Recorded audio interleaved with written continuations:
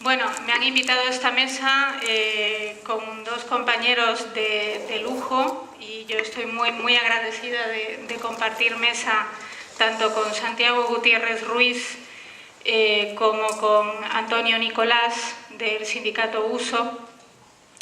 Ambos son dos compañeros que han emprendido esa batalla difícil por la recuperación de lo público, ¿no? Eso a lo que nos estamos enfrentando ahora los gobiernos de cambio, ¿no? De todas estas candidaturas de unidad popular que hemos conseguido llegar a las instituciones tras una larga lucha, porque es verdad que nosotras no venimos de la nada, ¿no? Sino que recogemos el ciclo de movilizaciones del 15M, recogemos el ciclo de protesta, recogemos ese testigo de las mareas, de las luchas que se han dado en la calle, y ahora estamos en las instituciones enfrentándonos a cómo deshacer la privatización, ¿no?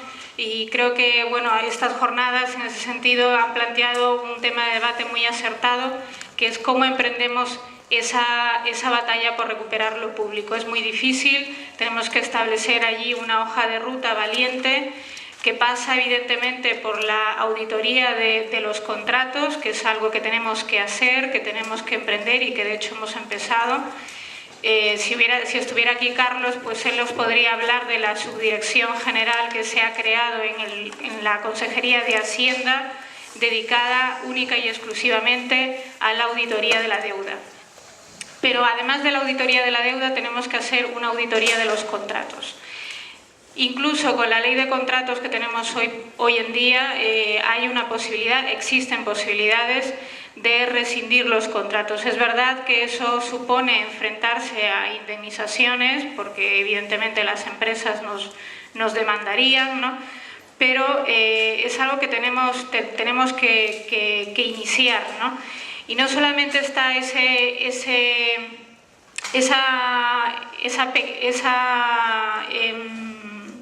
tarea, ¿no? Sino también algo muy importante, y de lo que luego supongo Antonio nos hablará, de cómo homogeneizar las condiciones laborales de los trabajadores, porque tenemos muchos trabajadores, como sabéis, que prestan sus servicios a empresas privadas y que están evidentemente trabajando en la administración pública, ¿no? Con diferentes categorías laborales, con diferentes remuneraciones por igual trabajo. Ese es también uno de los retos que tenemos que enfrentar, ¿no? Y aquí nos acompañan estos dos compañeros, como decía, y tenemos por delante también el documental sobre el agua de París, como uno de los ejemplos de las luchas que se han dado en todo el ciclo por recuperar esos bienes comunes, ¿no? En concreto, yo creo que la remunicipalización del agua es un ejemplo de cómo tenemos que abordar la remunicipalización en general de los servicios públicos y de lo que es de todas, ¿no? En grandes ayuntamientos, no solamente en París, sino también en Berlín, en Canadá, por supuesto, en Buenos Aires, en fin, hay muchas ciudades que han iniciado la recuperación del servicio del agua, ¿no? Y aquí, bueno, el compañero que nos acompaña de Medina Sidonia podrá explicar cómo han iniciado ellos esa recuperación, ¿no? También para desmentir muchas de las cosas que nos dicen constantemente los voceros del capital, del mercado, cuando dicen que la remunicipalización no es posible porque sería muy costosa, ¿no? Y sin embargo nosotros hemos comprobado cómo esa es una gran mentira, ¿no? Es una gran mentira porque los datos con los que podemos contar de experiencias concretas de remunicipalización, como es el caso de París, avalan que por contra, ¿no? Eso no es así, sino que se ha recuperado dinero de las arcas públicas, ¿no? Y no solamente eso, sino que han mejorado evidentemente las condiciones laborales de los trabajadores y ha mejorado, y eso es importante, el servicio, ¿no?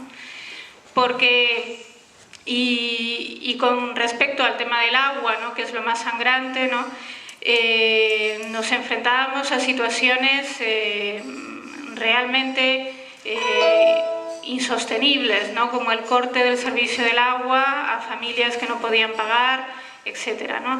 Entonces, bueno, yo creo que es algo que tenemos que asumir con valentía. Si se ha podido recuperar el servicio del agua en grandes ayuntamientos, pues ¿por qué no podemos plantearnos lo mismo con respecto a la recogida de basuras, a la limpieza viaria, a nuestras escuelas infantiles y a tantos otros servicios que lamentablemente hoy por hoy están privatizados? Entonces, bueno, tenemos en primer lugar el documental, ¿no? Y luego ya le dejo la palabra a Santiago y a Antonio.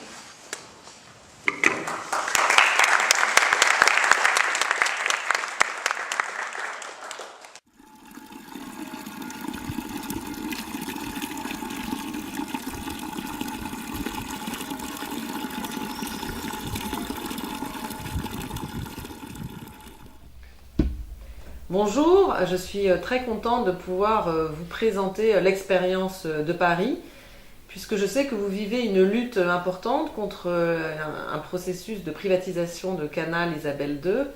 Et c'est vrai que vous avez raison de défendre la gestion publique, parce que l'expérience de Paris montre que nous avons connu à la fois une gestion privée et une gestion publique, et que les avantages sont évidemment du côté de la gestion publique.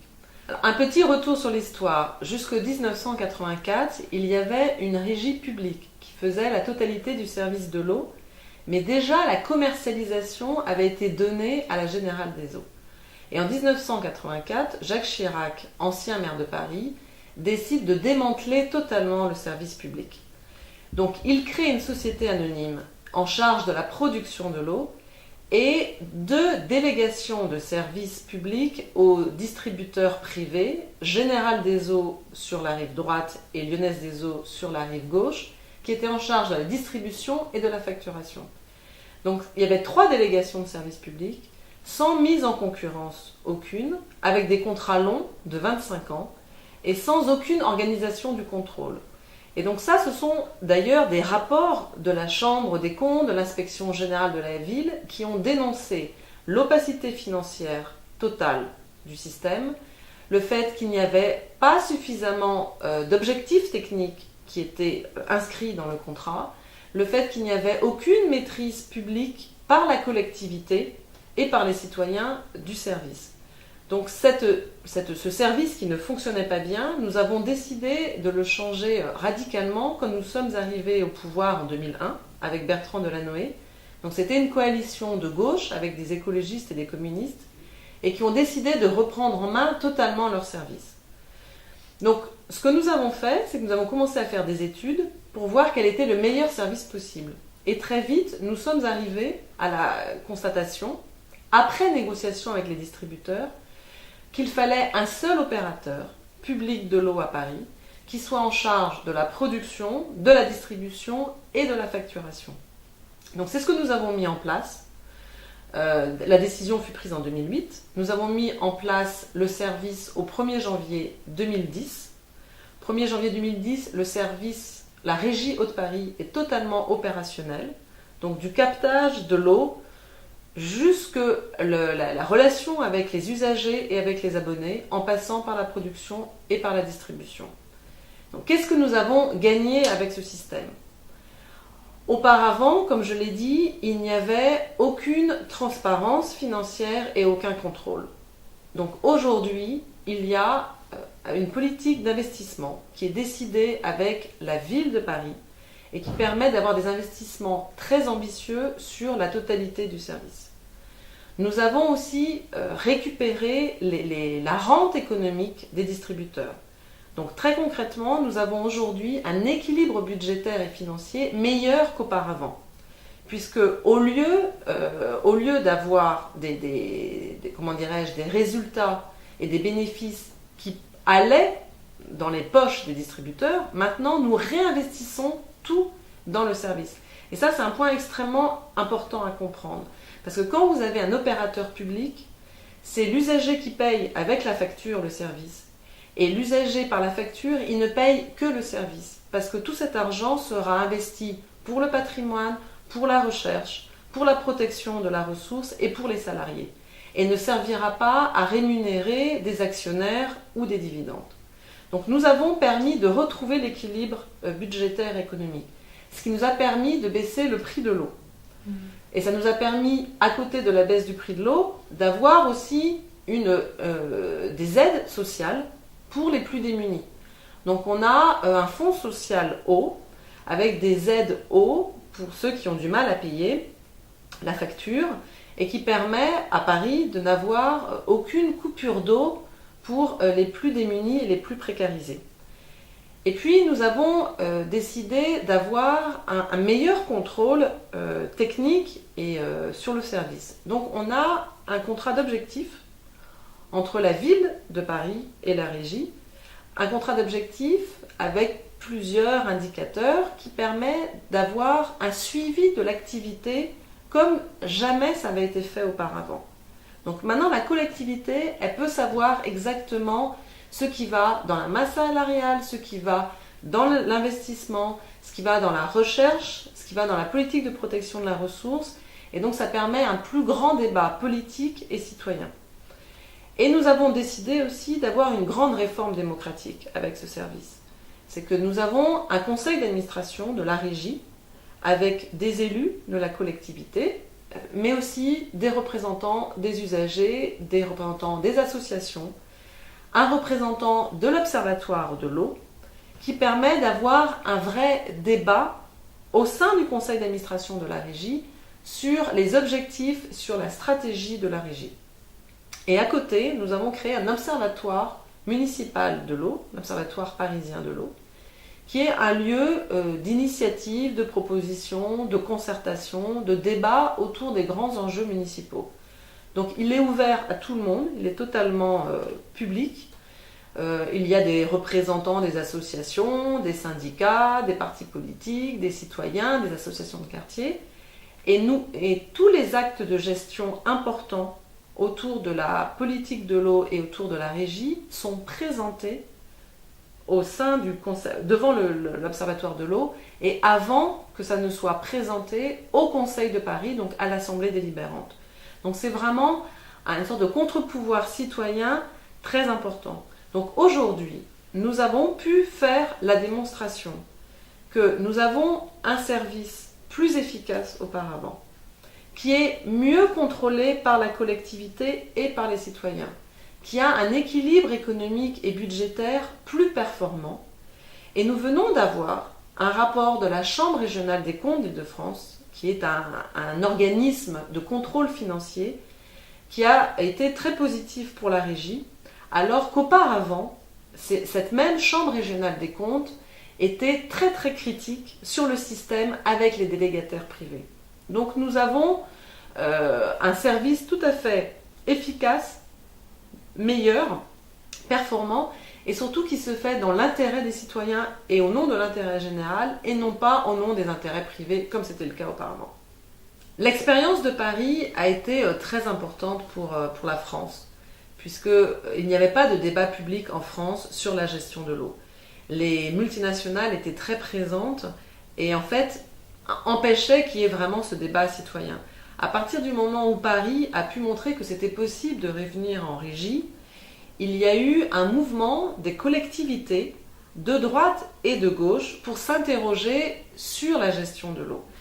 Et aujourd'hui, le marché de l'eau en France a changé. C'est-à-dire que toutes les collectivités, même si elles ne sont pas revenues en régie, elles ont négocié très durement avec le privé pour avoir de meilleures conditions de service.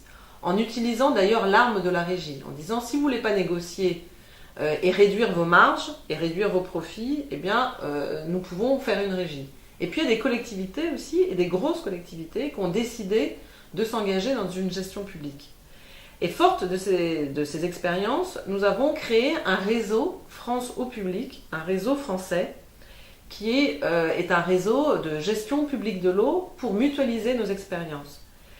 Ce réseau français, il s'est appuyé sur l'expérience que nous avons conduite au niveau européen avec un réseau Aqua Publica Europea que j'ai cofondé avec d'autres opérateurs et dont j'étais présidente, un réseau d'opérateurs publics européens pour montrer que la gestion publique en Europe c'est possible, pour montrer aux institutions européennes que nous sommes des opérateurs publics de l'eau efficaces. Et donc il y a des Italiens, des Espagnols, des Belges, des Français, aujourd'hui des Allemands, des Flamands, des Suisses. Et donc ce réseau est vraiment un réseau de compétences, d'expertise, et qui prouve, et qui est de plus en plus entendu au niveau européen, et qui prouve que la gestion publique de l'eau en Europe est possible. L'eau est le premier des services essentiels. C'est, comme chacun le sait, une ressource absolument vitale. Donc ça va être le premier des biens communs, et même des biens collectifs et des biens publics. Donc il faut absolument, en France, en Espagne ou ailleurs, une vraie sensibilisation autour de ces enjeux-là par l'ensemble de la population. Peut-être que dans nos pays, trop souvent, on a l'impression qu'il suffit d'ouvrir un robinet et que l'eau coule et tout est très facile. En fait, derrière, ce sont des investissements très importants. C'est un très grand patrimoine. C'est souvent une histoire longue. Et on doit penser le service de l'eau sur un temps long, pour nos générations, mais pour les générations suivantes. Donc je pense que l'éducation autour de l'eau, que ce soit d'ailleurs les jeunes générations comme les plus âgées, est extrêmement importante. Parce que c'est avec la question de la terre et avec la question de l'air, les éléments absolument essentiels au monde du vivant, à tous les écosystèmes. Donc nous devons, je pense aussi, chacun à notre manière, pouvoir travailler la formation, la sensibilisation et l'éducation autour des enjeux de l'eau pour préserver cette ressource. Donc l'expérience de Paris a été réussie de retour en gestion publique. Donc ce qui est possible à Paris, en fait, est possible ailleurs. Les contextes sont toujours différents.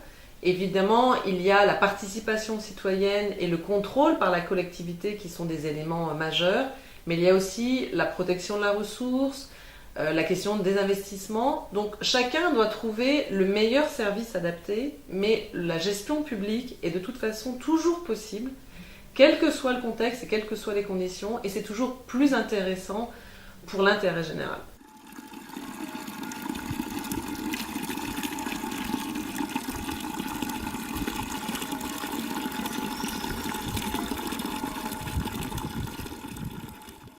Pues se hizo la luz.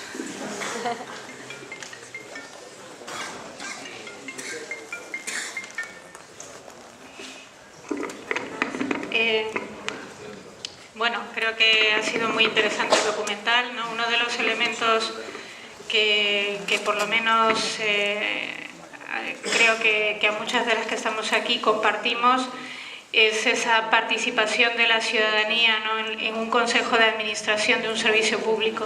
Yo creo que ahí está una de las claves de hacia dónde tenemos que ir, ¿no? En esa conformación de los servicios públicos tenemos que tener en consideración esa participación de los usuarios también, ¿no? en los consejos de administración, y creo que esa es una lección muy importante que nos da la remunicipalización del servicio del agua en París, ¿no? Aparte de reivindicar, ¿no? el agua no como una mercancía, sino como un derecho humano, que es hacia donde tenemos que caminar, ¿no? Por un pacto social, por el agua, en defensa del agua, para que no volvamos a vivir, ¿no? el robo, ¿no? de un bien común. Pero bueno, yo creo que sobre eso nos podrá hablar y mucho Santiago Gutiérrez de Medina Sidonia, al que le paso la palabra. Gracias. Bueno, compañero, tengo aquí una presentación que, aunque no voy a seguir, sí me gustaría que estuviera en el fondo de...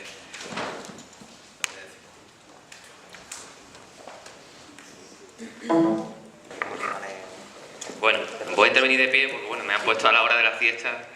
Ahora que he enterado de que soy de Cádiz, ¿verdad?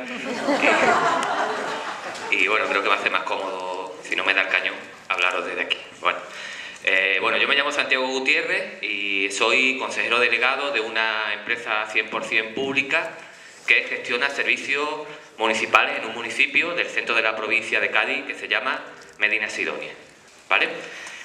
Voy a comentar algunos datos primero y luego me gustaría también hacer algunos argumentos generales.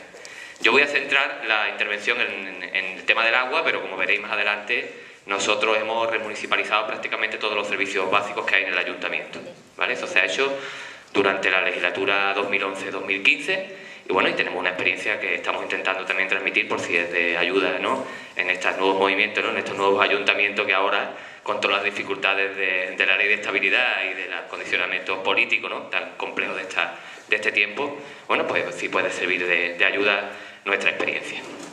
Nosotros, ahí tienen ustedes el municipio, somos un municipio de 12.000 habitantes, que sin embargo es bastante grande en extensión, tenemos 500 kilómetros cuadrados de término municipal y bueno, provenimos del famoso ducado de Medinasidonia, seguro que a alguno le sonará las Duquesas Rojas, ¿no? Pues esa era de mi pueblo. Somos cabeza de comarca y a pesar, bueno, de que somos un ayuntamiento modesto en cuanto a habitantes, bueno, pues tenemos un peso, ¿no?, dentro de la estructura comarcal y también provincial. En el tema del agua, a mí sí me gustaría hacer algunos comentarios generales muy cortitos, ¿no?, porque voy a intentar hacer una intervención corta, a pesar de que esto, cada uno de los temas de servicio público tendría para una tarde, ¿no?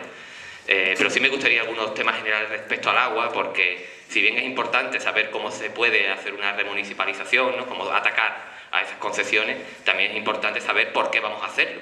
Porque aparte de nosotros que estamos aquí, hay muchos ciudadanos todavía en la calle que no saben muy bien por qué hay que cambiar el modelo.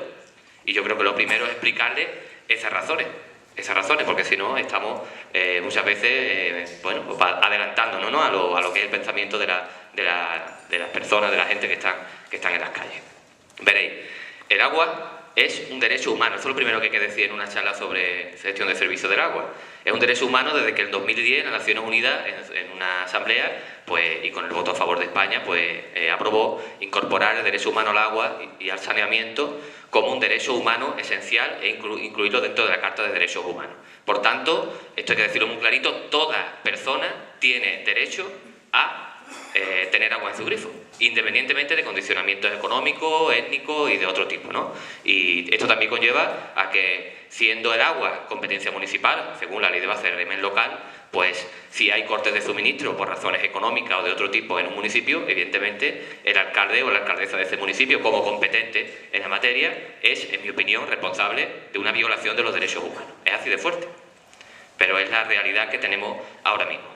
Ese es el primer argumento por el cual es importante hacer un servicio público desde el ayuntamiento o desde las diferentes fórmulas que da la ley de base para hacer gestión directa del servicio de agua.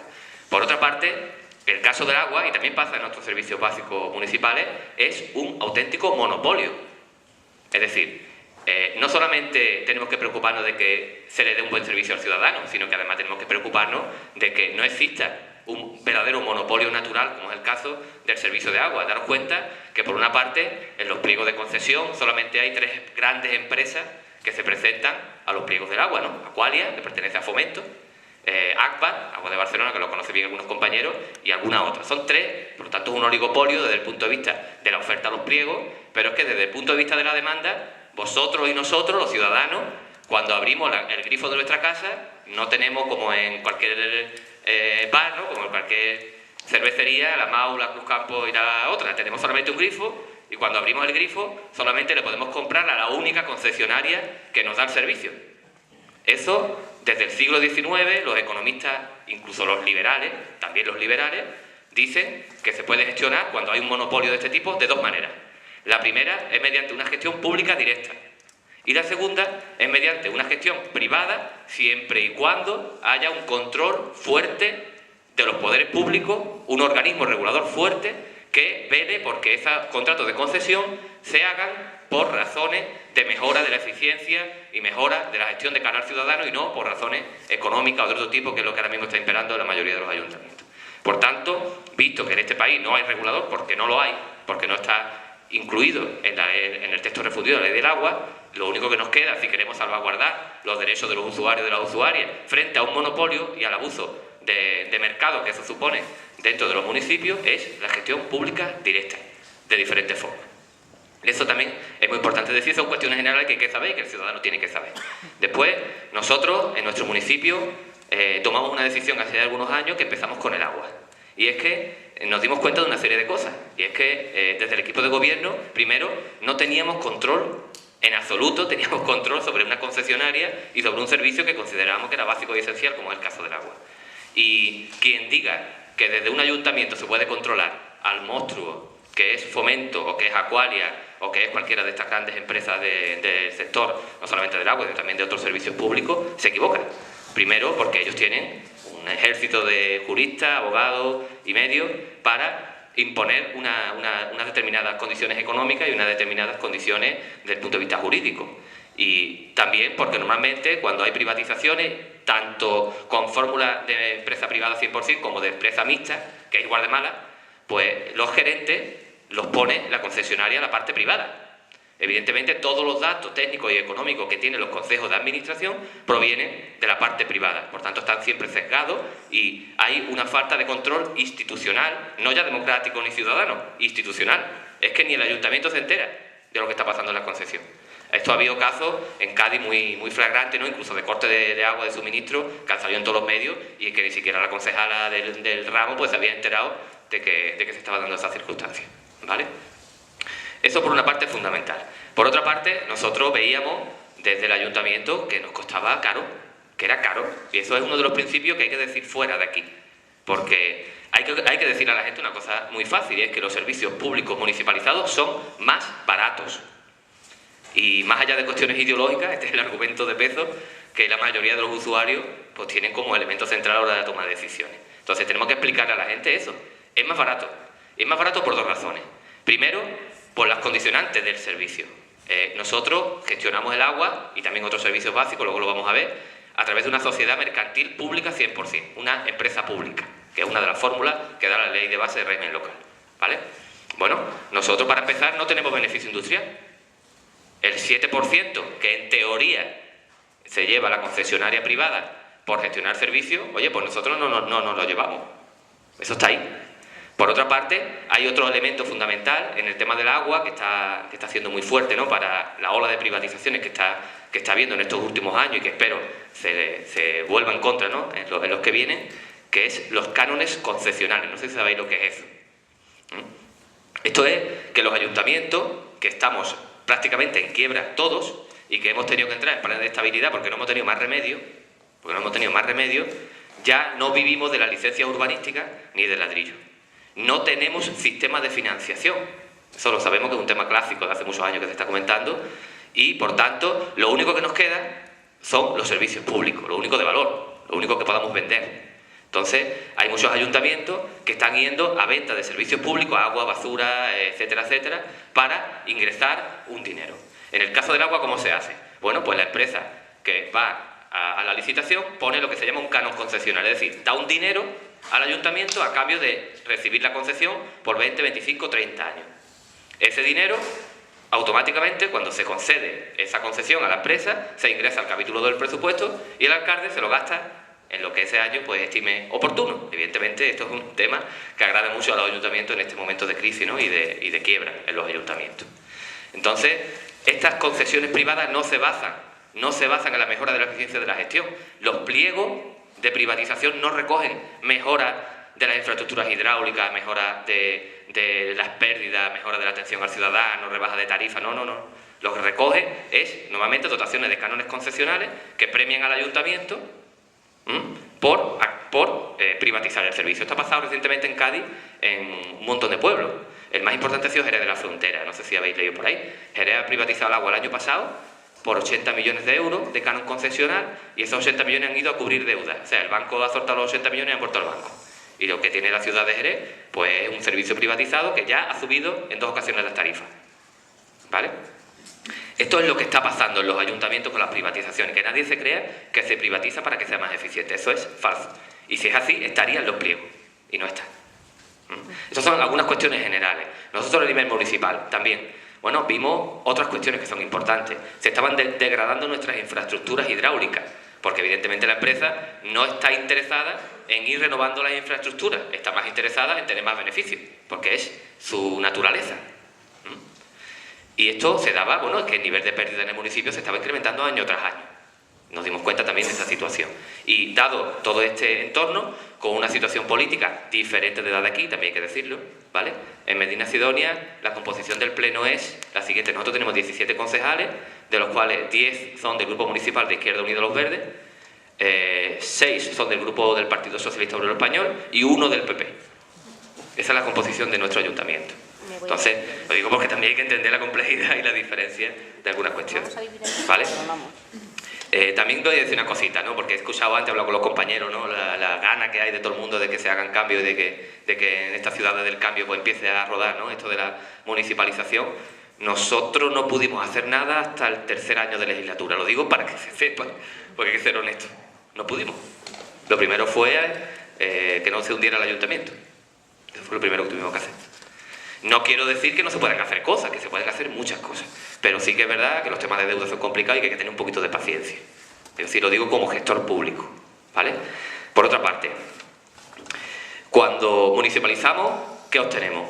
Pues obtenemos, primero, una fórmula de empresa pública, que es la que nosotros hemos cogido, que en nuestro caso empezamos con el agua, y que, primero, tiene un consejo de administración en el cual los consejeros no cobran, en modelo público, y en el cual está incluido lo que dice la ley de Hacienda y la ley del tema mercantil, es que tiene que haber en el Consejo de Administración personas especialmente cualificadas para los temas que se traten. Es decir, hay participación de los grupos organizados del municipio y de personas que, sin ser políticos, pues tengan capacitación o categoría o hayan participado en movimientos sociales, etcétera, etcétera. Por lo tanto, hay participación ciudadana dentro de los consejos de administración, la toma directa de decisiones, además de otros órganos que son accesorios y que también proponen medidas al Consejo de Administración público. Evidentemente, en la empresa privada, el Consejo de Administración es el que tiene Fomento, ¿no? Que, bueno, sabéis que Fomento lo ha comprado Carlos Slim, que es el mexicano, que tenía el yate donde se paseaba Felipe González, ¿sabéis, no? Pues ese señor ha comprado Fomento, por tanto, Aqualia y la mayoría de los servicios de basura y de agua de España ahora mismo están en México. O sea, el Consejo de Administración está en México. Nosotros, en los servicios de agua, tenemos no sé cómo llamarlo, no es un beneficio, es un margen después de pago de impuestos que es sobre el 15% de la facturación de nuestro servicio público. Eso es lo que nosotros tenemos. Nosotros basamos nuestra política en 3 cosas. Primero, reinversión 100% de los beneficios en la comunidad. Ese 15% que obtenemos, no sé si será mucho o será poco, quizás porque somos menos eficientes, según dicen los defensores del otro modelo, que las empresas privadas, en vez de un 15, a lo mejor el Fomento tendrá un 18, un 20 o un 22, no lo sé, o incluso quizá menos, no lo sé, pero ese 20 se va a México, o a donde sea, o a la bolsa, no lo sé. Nuestro 15 se queda en nuestro pueblo. Nuestro 15 se queda en nuestro pueblo. ¿A dónde va? Pues del 15, el 11% se reinvierte en obra hidráulica. Va íntegramente a financiar obras. ¿Para qué? Para la mejora de la infraestructura, para que el sistema sea sostenible, va a ir reduciendo las pérdidas, para mejorar el sistema. Esas obras las financia la empresa pública con fondos que vienen del servicio, no del ayuntamiento. No del ayuntamiento. Bueno, esto además genera un movimiento que es una alianza entre el ayuntamiento y su empresa, que es la empresa del pueblo, con la pequeña y mediana empresa local. Nosotros lo que hemos hecho es sacar de la fórmula a las grandes empresas, de tal manera que nosotros tenemos el personal mínimo y exclusivo para hacer el mantenimiento normal de las instalaciones, y las ampliaciones de servicios y las obras hidráulicas las hacemos con subcontratas normalmente locales.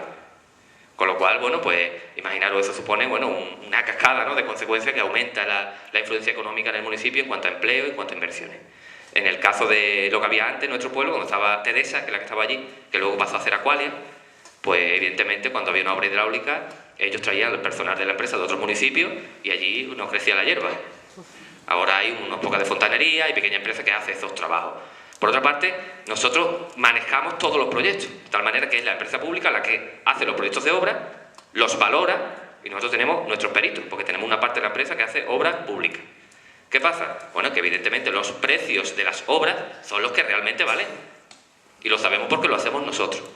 Antes, una obra hidráulica, como normalmente la hace el mismo concesionario que tiene tu servicio, un monopolio, evidentemente, normalmente, las obras cuestan bastante más al ayuntamiento de lo que realmente cuesta ejecutarlas. Y esto es muy importante. Voy a hacer muy breve y luego en el turno de réplica podemos hablar. Voy a pasar un poquito aquí, solamente para que veáis algunas cosas. Y luego, bueno, esto es todo lo que llevamos, ¿vale? Esta es la parte de agua, optimización de infraestructura, obras hidráulicas, control de calidad, mantenimiento de centros municipales, fuentes públicas. Tenemos una línea de cooperación, montamos el año pasado una de las desaladoras del Sáhara, de los campamentos saharauis. Fue también un proyecto importante con Ingeniería Sin Fronteras. Tenemos una línea de colaboración con la Universidad de Cádiz. Estos son factores diferenciales de una empresa pública que yo llamo 2.0, que tiene que ser la empresa pública del futuro. Tampoco nos valen las empresas públicas de hace 10 años, en las cuales el capital era público, pero todo, a efectos prácticos, funcionaba como si fuera una empresa privada. Eso no vale. También llevamos las depuradoras, gestionamos la edad, tenemos unas cosas que no se ven allí, obra pública, llevamos servicios deportivos, parking, estamos montando ahora las luminarias LED del pueblo, tenemos viviendas sociales, tenemos las piscinas y desde el 1 de enero tenemos el servicio de recogida de basura y la limpieza viaria y el transporte urbano, que lo hemos hecho este año. Ya luego, si queréis hablar sobre esos temas, pues estoy a disposición. Gracias.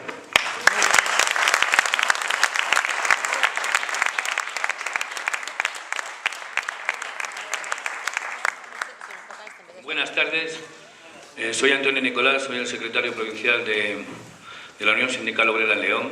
Y evidentemente vengo aquí a explicar un poco la experiencia que nosotros hemos vivido. Tengo que decir, en síntesis, que lo que ha dicho el compañero, hay una cosa que es evidente. Es decir, si tú a una empresa le das la cartera de clientes, en el caso del agua, pones una tasa que entre el beneficio industrial, pues evidentemente es un negocio seguro. No compites con nadie. En la ejecución del contrato, pues te llevas el beneficio industrial y evidentemente si pones la tasa, coste, el metro cúbico que te dé ese beneficio, ¿a cambio de qué? Pues evidentemente a cambio de una liquidez que en el momento de la concesión el ayuntamiento o cualquier administración evidentemente utilizará como estime oportuno, pero ya queda fijada una situación dependiendo de una empresa privada con un beneficio industrial y otros cargos, ¿vale? Eso es aplicable, evidentemente, la misma empresa que gestiona las aguas gestiona muchos de los servicios. Determinados servicios jamás tenían que estar o salirse fuera de lo que es el ámbito, en este caso, de la gestión pública. Nuestro ejemplo es el siguiente.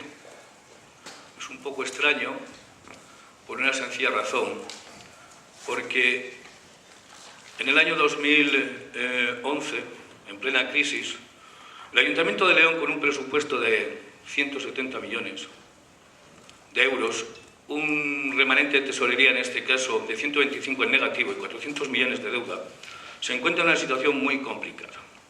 Después de una auditoría, en este caso de Deloitte, se dan cuenta que efectivamente un servicio como era el servicio de limpieza viaria y recogida de basuras costaba 20 millones de euros.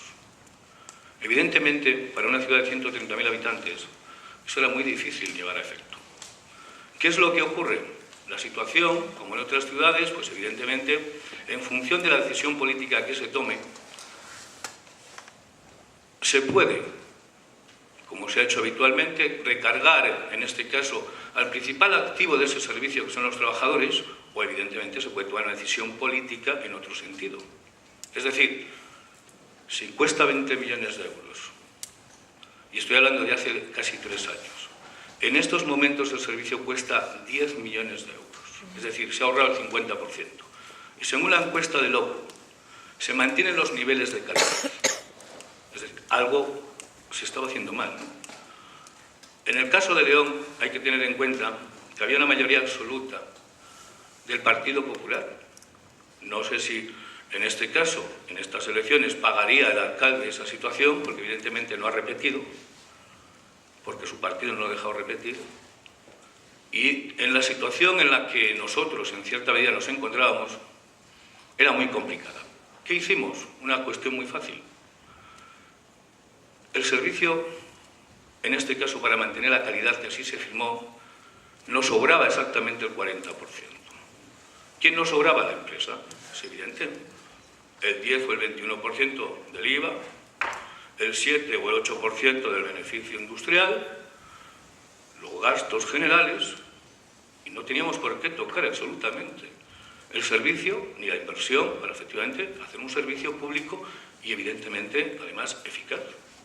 2 años, insisto, en este caso, con una situación de un ahorro, imaginaos, para las arcas municipales. De hecho, esa actuación y esa decisión política ha supuesto que el Ayuntamiento de León salga en esa situación, a partir también del plan Montoro con el tema de la financiación ICO, pero ha supuesto en este caso que el Ayuntamiento de León entre en estabilidad presupuestaria.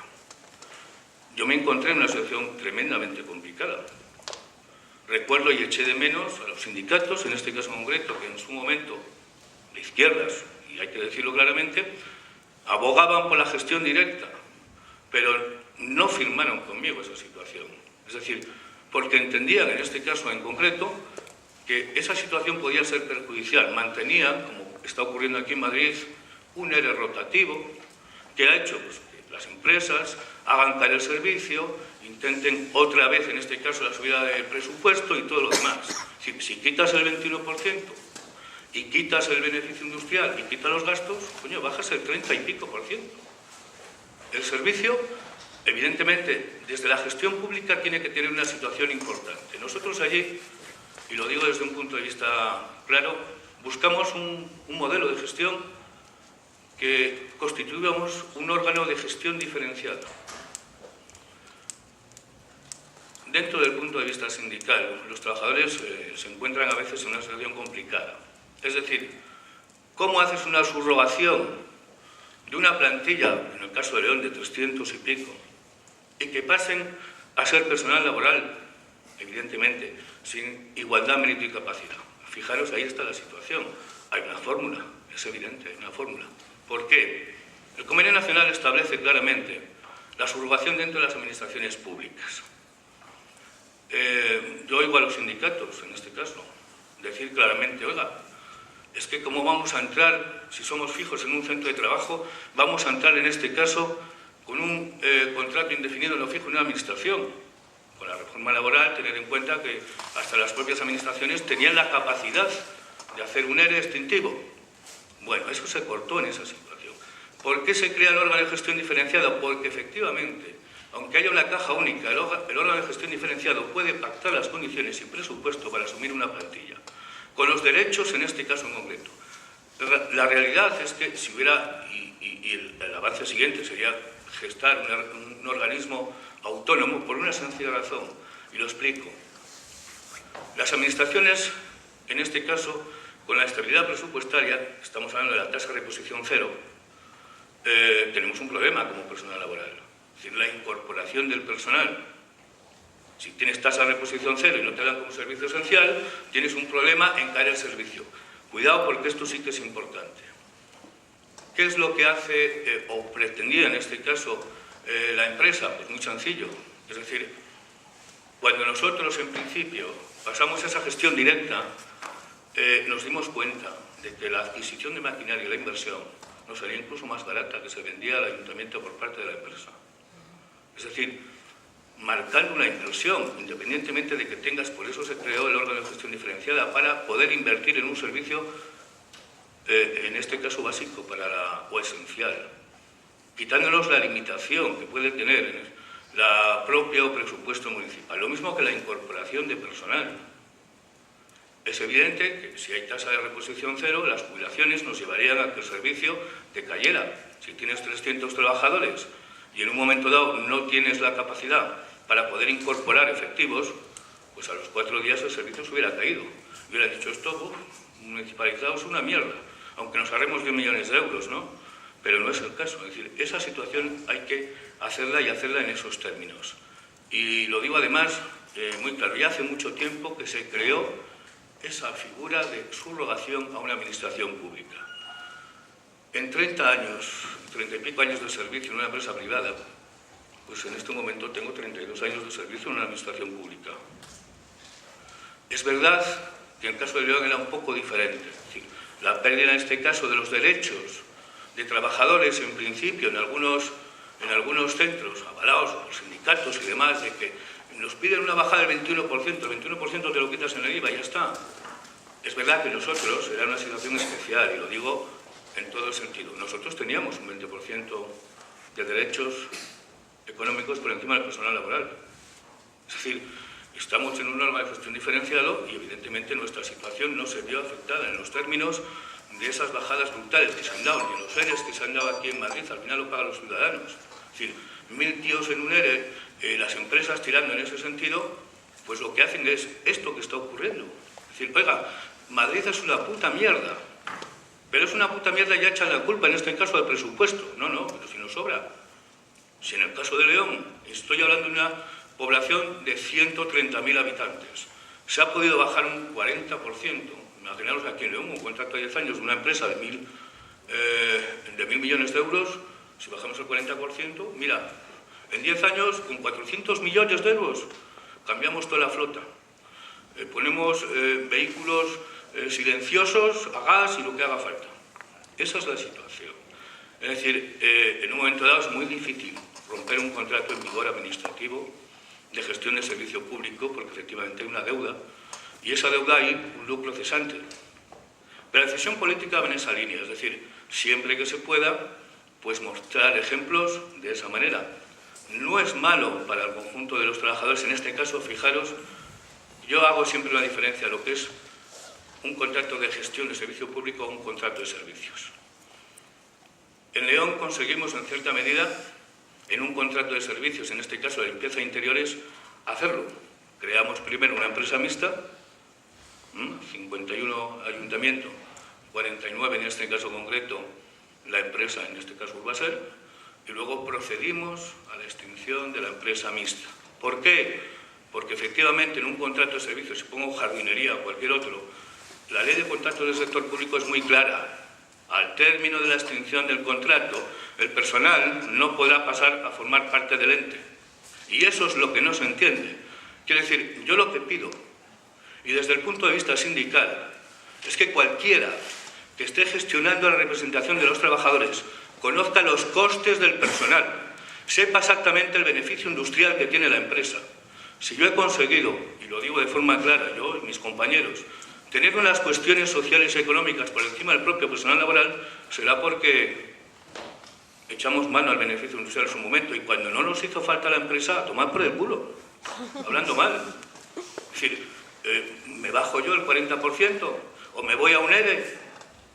Pues evidentemente hay determinados servicios, insisto, que es un negocio redondo. Y evidentemente el negocio se fundamenta en 8 o 10 años de concesión. Ya no hay en este caso competencia, solo hay beneficio. ¿Y ese beneficio cómo se transfiere? Pues muy fácil. Este año no te pago el canon, ya genero una deuda, ya no te pido exactamente la fiscalización de los servicios que prestas, porque si una administración, pues evidentemente me debe 10 millones de euros, no me vayas encima a apretar a que tenga un servicio de puta madre, déjalo correr, que ya te pagaré. Esa es la situación que en cierta medida ahora, con la ley de estabilidad, pues efectivamente el pago a proveedores se puede ir cortando. Pero esa es la situación. A nivel, en este caso de España, y lo digo en general, cada vez que ha habido una situación como esta, donde el principal activo son los trabajadores, me encuentro siempre con un problema, que no se conoce el coste, en este caso, de la mano de obra. No se conoce exactamente para ponerle a la empresa en la picota. Y eso es fundamental. Saber exactamente el margen de beneficio que tiene. Fundamental, ¿por qué? Porque ese margen de beneficio, si la quitas del medio, puedes tener una inversión. El Ayuntamiento de León en este momento, si no hace una inversión, pues 2 o 3 años se puede caer el servicio. Decir, oiga, esto no funciona, ¿no? Se está presionando en ese sentido. Y nosotros, en la representación de los trabajadores, nos interesa que eso continúe. Nos interesa que haya una inversión.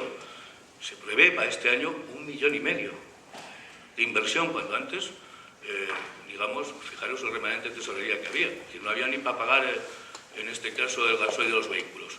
Esa es una situación importante. Y lo digo, y en el paso, insisto, que es lo más importante. Y es lo que mete miedo a los trabajadores. Es decir, yo estoy en una empresa privada, pero estoy en un contrato de gestión de servicio público. ¿Cómo paso a la administración o paso el último de la cola y si algún día eso se puede salvar? Creo que he sido muy claro y muy conciso en los datos. Pues no.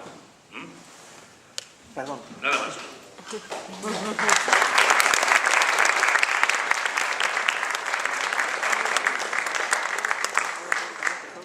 Muchas gracias, Antonio. Y Santiago, por supuesto. Abrimos el debate, si os parece, y así que pasamos el micro. Supongo que hay muchas preguntas. Sí, sí, hay un... ¿Lo pasas tú, Pedro? Yo lo voy pasando. Sí. Vale.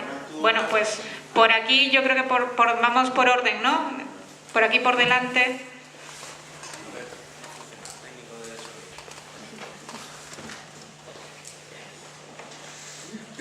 A ver si funciona.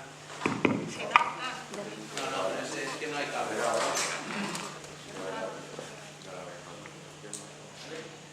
Sí. Ahora sí. Tú me dirás a quién se lo doy. Que te vaya a pedir la palabra a ti. Sí, bueno, pues como no he conseguido ver quién ha levantado la mano primero, vamos por filas. A lo mejor aquí por delante, este chico. Recogemos varias preguntas y contestamos al final, quizá, ¿no? Buenas tardes, me llamo Jorge, soy jardinero en los contratos integrales de aquí de Madrid y tengo dos preguntas que van relacionadas y son muy concretas. En esa vuelta a la gestión pública, la pregunta es tanto para Santiago como para Antonio. En esa vuelta a la gestión pública han tenido muchas presiones por parte empresarial y la segunda pregunta es ¿qué consejos para encauzar el camino hacia la remunicipalización le pueden dar al actual equipo de gobierno del Ayuntamiento de Madrid? Gracias.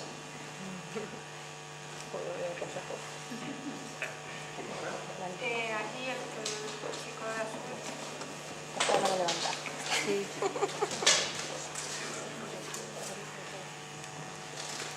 Hola, mi pregunta es para Santiago.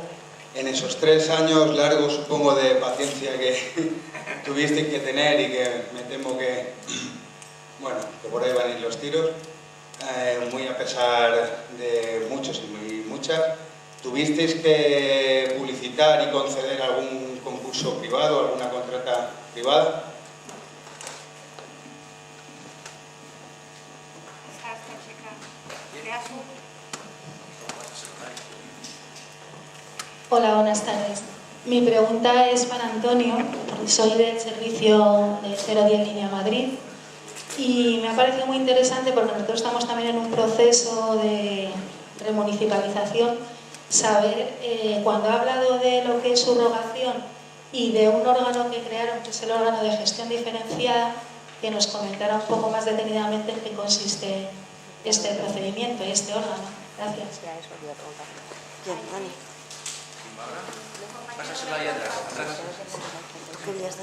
Hola, yo soy Jota del barrio de la Prosperidad y también soy jardinero de una empresa que curra para el ayuntamiento.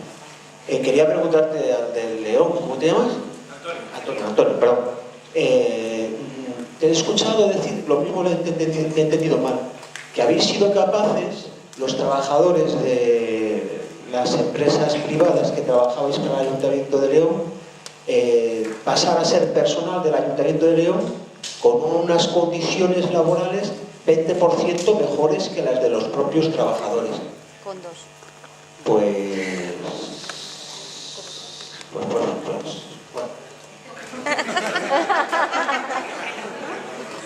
Te queremos aquí. Si levantáis las manos... En Línea Madrid. Ahí en la última fila, mira, hay 2, 3. Sí, se lo pedimos. Aquí tiene contacto con León, que nos mande información. Hola, soy Jacinto. Luego pasáis el micro, sí, tú, pero que luego pases el micro detrás. Pues, se ha hablado de que el paso de los trabajadores de una empresa privada puede hacerse a la empresa municipal. Yo no he entendido el procedimiento. Quisiera que lo detallara ampliamente, porque creo que en nuestro contexto es el punto básico. Y luego me gustaría saber si en vuestra experiencia hay alguna posibilidad de transferir un servicio público que está gestionado a través de una empresa privada a una empresa municipal. La municipalización, cuando es vigente todavía la concesión. Nosotros, bueno, las concesiones se hacen por un montón de años.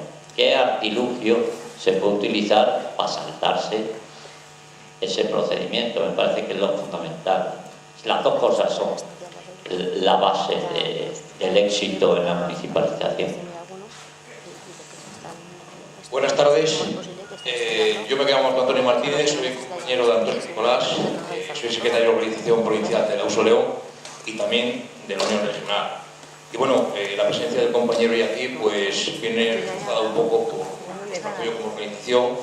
Yo he estado al lado continuamente de él durante todo el proceso de lo que fue la municipalización del Servicio de León y simplemente no es una pregunta, es una reflexión, ¿no? Porque todo es un poco de apoyo. Bien, yo creo que esta sala hoy tendría que estar llena, si realmente nos importa todo este tipo de cosas. Porque es muy importante todo el tema de lo que acaba de comentar el compañero mío anterior, la anterior, pero al fin y al cabo todo gracias a que hay gente que evidentemente se trata de organizar. Todo lo que parte de aquí, entendemos, al futuro tiene que tener una base de autonomía, una base de pensamiento, una base de hacer las cosas totalmente lógicas, ¿no? Nosotros otro día, cuando nos comentaba el compañero Antonio que había sido invitado para venir a un evento de este tipo, pues todo el apoyo desde toda la organización, tanto a nivel provincial como regional, y además vamos a hacerlo efectivo. Es decir, nosotros vamos a venir aquí no solamente a gastar el día desde León, que está bastante lejos, sino a no suponer un gasto para la organización del evento. Y antes quería recordar al compañero que todo este tipo de actos, todo este tipo de organizaciones al final realizan un sustento. ¿Por dónde voy? ¿Dónde me voy al final? El enemigo, como decía antes mi compañero por la mañana, para que lo estéis, es poderoso. ¿A qué nos enfrentamos cuando estamos municipalizados? Si nosotros nos organizamos, alguien organizará la historia como él crea consecuente. Bien, la praxis de hoy día de intentar abaratar un servicio público que puede ser igual de eficiente y menos costoso para los ciudadanos, repercute sobre todo en lo que son las condiciones laborales y en lo que son las condiciones tributarias de todos los ciudadanos, ni más ni menos. Planteemos, no solamente hoy como evento, sino como organizaciones. Antes por la mañana entendía referencia a nivel político de que son los políticos los que son parte del pastel de que todo este tipo de cuestiones de privatizaciones se lleven a cabo, en que nosotros como organizaciones del pueblo, las organizaciones políticas son del pueblo, las sindicales también tenemos que tener una base, ¿no? Si alguien nos organiza y pretendemos que tipos de cuestiones no calen hondo en lo que es el tema económico, pues hombre, la primera reflexión tiene que estar en que vamos a organizarnos nosotros, vamos a financiarnos nosotros y a partir de ahí vamos a quejarnos y hacer eficientes cuestiones, por ejemplo, como las que yo vi en León y que se pueden llevar a cabo en el resto de provincias, de regiones de este país. Ese es un tema básico y fundamental. Una pregunta, ya la pregunto, después del tema este. Si las organizaciones, por ejemplo, sindicales, hubieran sido totalmente autónomas, no estuviesen sustentadas por una parte inherente al tema de la cuota, ¿hubiese sido posible que esta burbuja económica que pasó delante de nosotros, que significaba privatización de servicios y tal, no se hubiese cortado antes de tiempo? Bueno, gracias. Le paso la palabra por orden a Santiago y Antonio para que vayan contestando y Pedro, perdona. Sí, yo también quería hacer una pregunta. Evidentemente, cortar los contratos que ya están firmados, en algunos casos por decenas de años, es complejo y no es fácil, y como habéis dicho, el enemigo es muy poderoso, tiene muchísimos medios y muchísimos abogados. Pero estamos hablando, por ejemplo, en el caso de León, hay un folleto que he hecho por el Ayuntamiento de León diciendo cómo la remunicipalización de los servicios ha supuesto un ahorro de hasta el 55% de los gastos. Para empezar, el 21% ya no te gastas, o sea, el 21% del IVA, eso ya que te ahorras, eso para empezar a hablar, ¿no? Entonces, la pregunta es, a vosotros como expertos, como habéis conocido un proceso, el Ayuntamiento podría tirarse a la piscina y decir, bueno, pues esto se corta. Se pueden buscar, hay montones de argumentos, como se ha dicho esta mañana. Pero en el peor de los casos, que se perdiese el juicio, los juicios tardan muchos años en celebrarse. El contencioso administrativo es larguísimo. O sea, la empresa se metería en unos procesos que darían 5, 7 o 10 años, con recursos, etcétera, etcétera. En el peor de los casos, a lo mejor el ayuntamiento pierde el juicio y está el lucro cesante, etcétera, etcétera. En esos 10 años, ¿cuánto se habría ahorrado el ayuntamiento por municipalizar los servicios, la gestión, etcétera, etcétera? ¿No sería un beneficio ya, digamos, a priori? Es decir, esa posibilidad, en el peor de los casos, que se perdiese finalmente todos los juicios y que hubiera que indemnizar a las empresas como la ley que hacen ellos y los tribunales que tienen ellos, pues le dieran. Pero todos los años que nos habríamos como municipio, nos habríamos ahorrado, etcétera, etcétera, a mejores condiciones laborales, el mejor servicio, etcétera, etcétera, ¿no lo compensaría?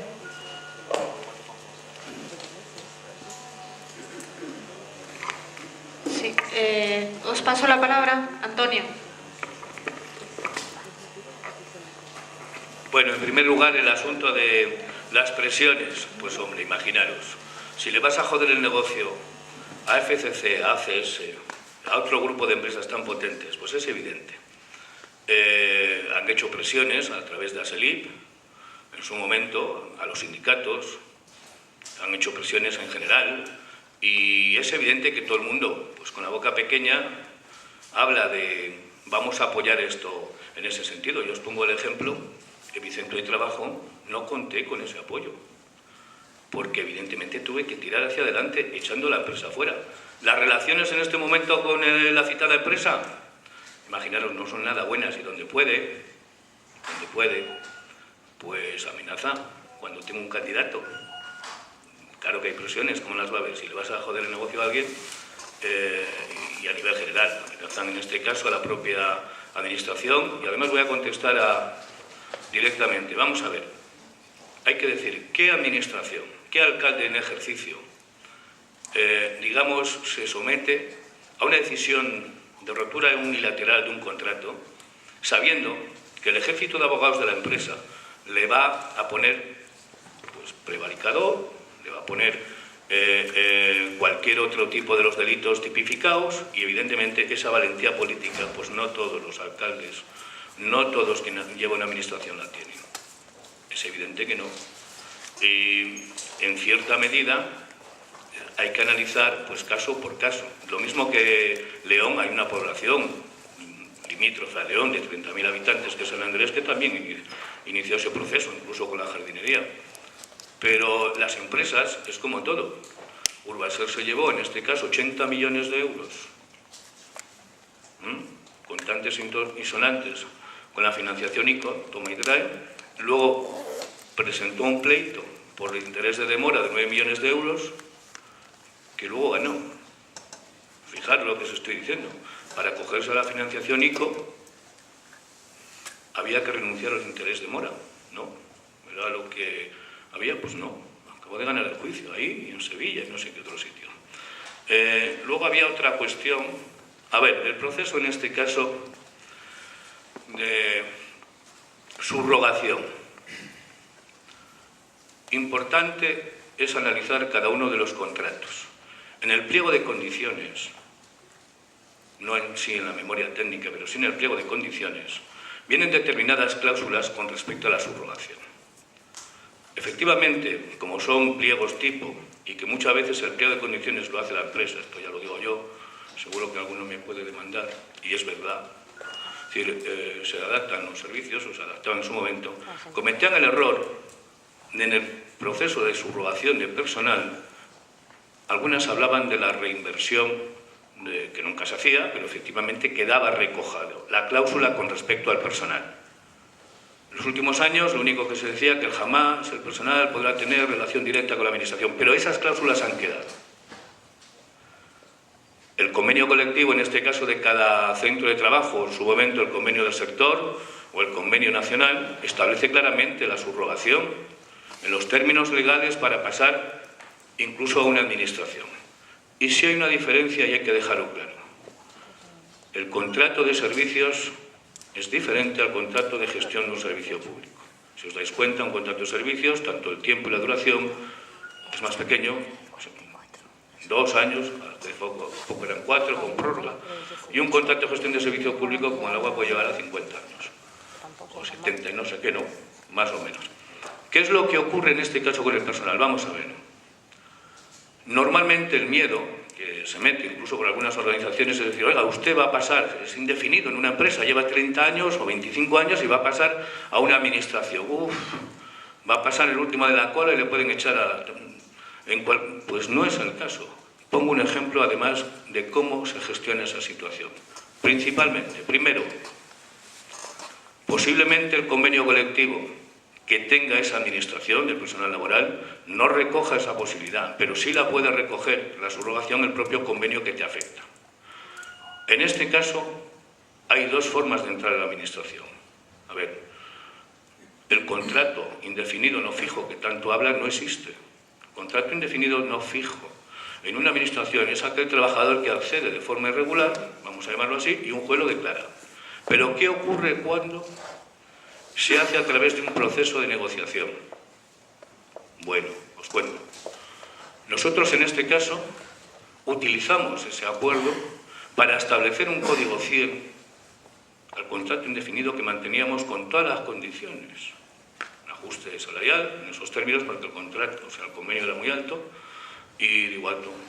Y en este caso, una cláusula importante, que es efectivamente la limitación para que esa administración no pueda hacer un ERE efectivo en ese órgano de gestión diferencial. Lo mismo que la improcedencia. Esto que estoy diciendo está en el boletín de la provincia, o sea que no, alguno no se asuste.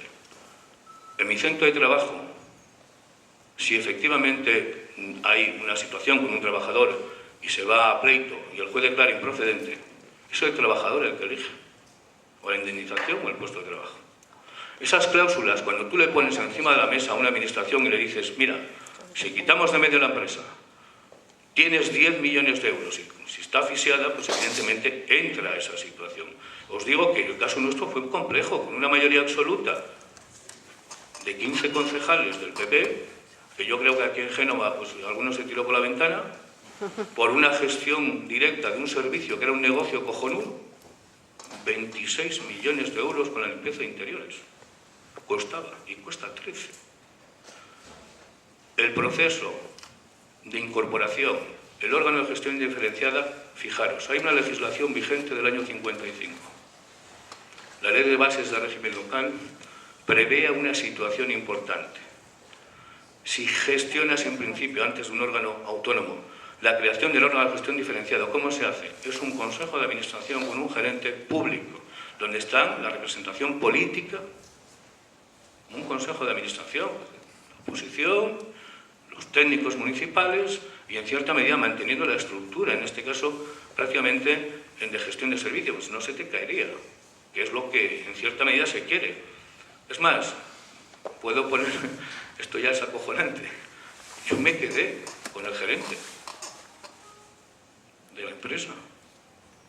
Le hice una propuesta mejor que la empresa. ¿Para qué? Para mantener y dar estabilidad. Hace 2 días ya salió el alcalde diciendo que esto, porque ha tenido presiones, me imagino, el nuevo alcalde, de volver otra vez a otra situación porque hace falta inversión y demás.